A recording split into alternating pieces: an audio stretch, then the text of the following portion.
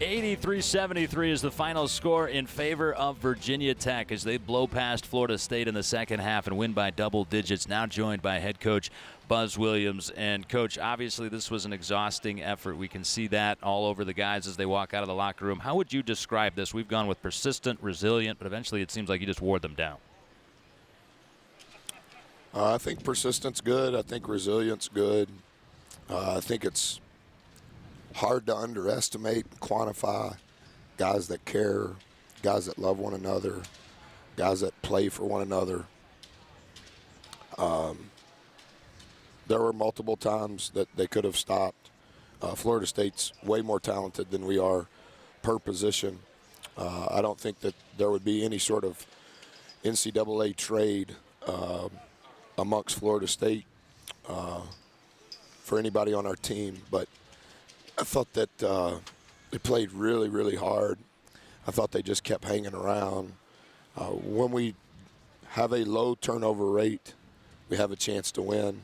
I know we missed some free throws in the first half that we typically make other than Shane, but I knew we would make those. But if we can play 10 turnovers or less, of all the things that we study and all the things that correlate to winning specific to our team and ACC play, that's been the highest correlation is our turnover rate. We were 1.06 points per possession in the first half, 1.48 points per possession in the second half.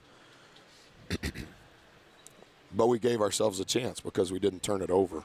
And I thought we did some good things defensively. I thought when we went, we played a multitude of different lineups, and I thought they all were trying to do their absolute best. So I don't want to take any credit for it. I think it's how those guys have responded since we got back from Miami, and really thankful that they were rewarded today. One of the guys that struggled in Miami was Seth Allen, obviously. He's a rhythm player, got in foul trouble down there. He came out tonight, and what a job he did tonight. He struggled so much scoring, just 11 points the last two games, but he kind of got into it tonight. Didn't turn the ball over, which was absolutely huge. Took a shot to the head, not afraid to get in there and mix it up. I thought it was the best game he's had as a Hokie on the biggest stage with as many chips stacked against us as there has been. Seth's an elite-level player offensively when he's tight with the ball and when he doesn't turn it over. As I mentioned to you guys in pregame, I met with each of those guys individually yesterday over the course of the entire day. I did individual workouts myself with each of those guys on Thursday, and it's been really good. There's been a lot of fleshing out, and I'm inspired by who these guys are and how their parents have raised them. Really, really good. And Seth's numbers say that he was really good, but the reason his numbers were really good is a byproduct of his heart. You go now into a stretch, back-to-back road games again. We talked about that in the pregame, but how important was it getting this one to go on the road and hopefully be a springboard for the last 5 games of the season? Selfishly, I just am thankful that we continue to reward the people that are showing up. It's not there yet. Like Coach McGuire used to say, I can tell if I'm doing my job if I look up in each corner and it's full. We're not there yet. There's still about 15% more that we can get. But I think that there's a groundswell going. And I think the groundswell is made up of really good people that are just Hokies, and they're excited. And I think they respect how hard our kids are playing.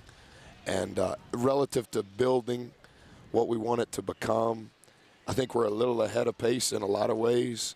But I think we're way ahead of pace in that regard. And so I love it when it's a really good game and we play really hard and we play the way that we practice and they're able to see it. Because what it looks like is happening is they go tell somebody and their buddy comes with them the next time. And to only have 2 games at home in February is absolutely absurd. But I'm tired of being quiet and being politically correct. We just need to keep pushing through the wall, and eventually somebody, even in the league, will respect us, and that won't happen. And until they do, I'm glad that they're not. We'll keep doing what we're doing. Yeah, 2 sellouts in the month of February. That's fantastic. 4th in the year. Yeah, 4th of the year. And how about a guy that's playing hard and continues to grow up right before your eyes? J-Rob had those 2 big threes over here today. He was just fantastic. Had 10, I think, of the last 16 points. He's got little man syndrome, but he's really smart.